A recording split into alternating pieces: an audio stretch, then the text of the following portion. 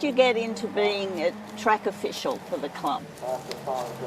Well, I do some track officials stuff, but it's mainly scrutineering is what I'm interested in, mainly because of my mechanical background. I sort of adapt to that. Being a motor mechanic by trade, which sort of helps, and I'm interested in making sure the cars are compliant for safety reasons, and also that they actually are suitable for the class they're in. So that's basically what's involved in the scrutineering. You've got safety and eligibility. They're the two different functions. How did you come to be trained for that? Well, I think I might have been a little bit fortunate that I had a trade background in working on cars most of my life, and also in earthmoving equipment, working in the mining industry, so it was a bit of a natural thing for me.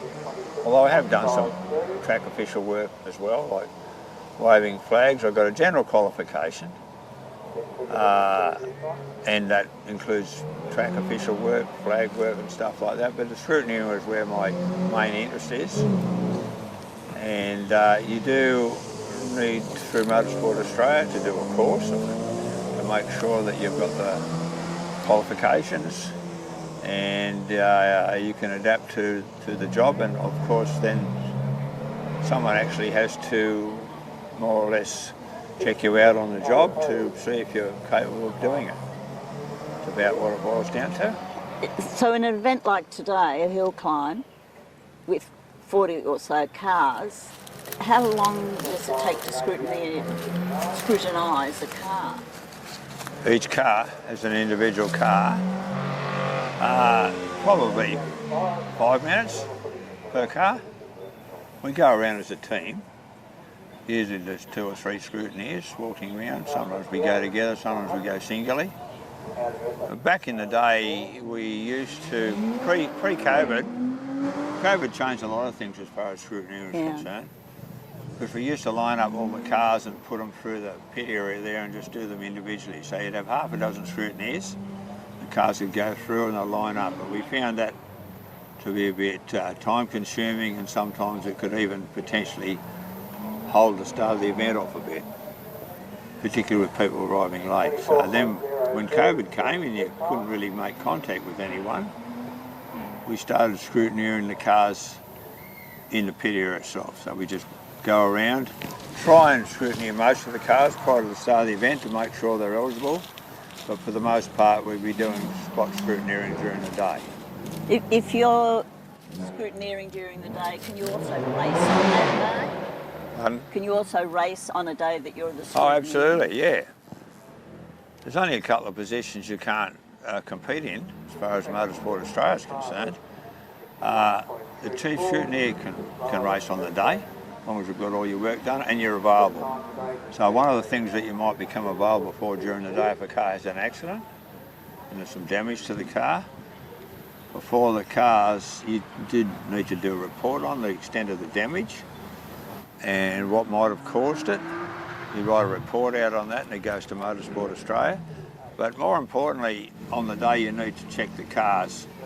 If they're able to effect repairs, you need to check the car so that it can go back out on the track and complete. Yeah. There goes the boy. Yeah. So, what would you say to somebody who might be interested in becoming an official event at any level in the club? Oh, I'd certainly encourage them to do it. It's quite rewarding, if you're that way inclined, I guess. People find it a little bit intimidating, I think, which might be held back in some people's minds, but I think there's always plenty of people here to assist. And like anything you do in life, once you've learned a new skill and you can apply it, it's quite satisfying at the end of the day. So I've been doing it in this club anyhow for 20 odd years, and I keep backing up year after year, still keep doing it, so I'm obviously enjoying it. Yeah, I'm wondering why so many of our officials have been doing it for a long, long time, but the younger people aren't coming on. Yeah, I think that's something that's probably needs to be addressed, and it's really hard to put your finger on it. But the volunteer thing, getting people to volunteer is not just unique to motorsport. I think volunteers across the board, there's more demands on people's time these days, where two people have often got to work to make ends meet, and you find that more mature people doing these jobs because they've probably got more free time. So yeah, we try to encourage younger people to get involved. So it's just something that obviously needs addressing, and they'll be given every assistance by myself and others to adapt to the challenges of the job, and hopefully, like I do, enjoy it. If a young person took on a role, they'd be able to put it on their CV as part of their job applications too, couldn't they? As showing that they've got... absolutely, yeah, showing some form of initiative and leadership. Yeah, absolutely. Yeah.